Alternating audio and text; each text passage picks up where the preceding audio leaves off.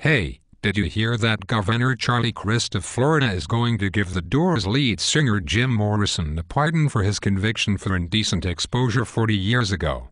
The Lizard King was railroaded by the authorities well after the concert because a bunch of community do-gooders raised a stink about the racy show many days later.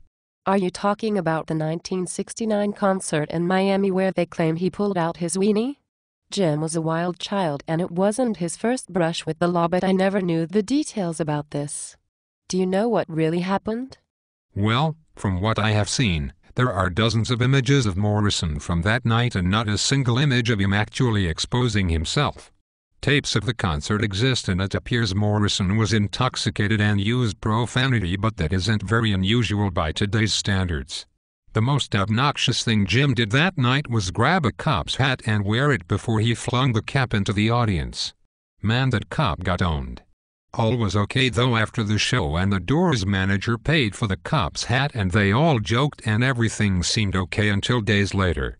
Oh yeah, I seem to recall that the witch hunt was spearheaded by Anita Bryant and perhaps Jackie Gleason. It's hard to believe Jackie Gleason was involved, as he of all people should have understood, being the heavy drinker that he was.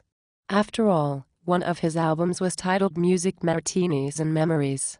This sure sounds like a railroad job, not unlike Jim's famous arrest in 1967 at the New Haven Arena.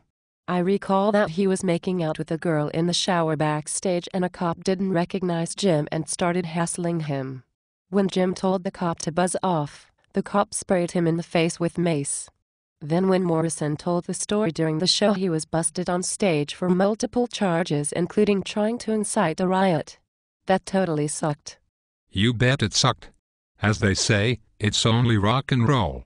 Jim had a pretty bad drinking problem near the end of his life and he seemed to want to reject the whole rock star image by that point. It's a common tale but still sad nonetheless. He was an original mind and a real character to boot. Totally. Jim was completely punk rock and an original gangsta rock. The Doors were awesome and I think it's a good thing to give Morrison a pardon. They screwed the comedian Lenny Bruce the same way and I think he eventually got a pardon as well. Hey, if George W. Bush can forgive Ozzy Osbourne for going wee-wee on the Alamo, then Florida can surely pardon Jim Morrison. You've got a good point. The ironic part is that the promoters that night in Florida allegedly ripped off the band by pulling out multiple rows of seats and sold way more seats than they had specified in the band's contract.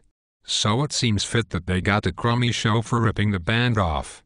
Regardless, Jim got screwed twice there, and another ironic part of the story is that a fan handed Jim a baby lamb on stage at the Florida concert, which Jim held for a while during the show. As it turned out, he was the sacrificial lamb in the end, legally speaking. How about another shot of Jägermeister? Yeah, let's make it a double shot to celebrate for Jim. Come on baby, light my fire.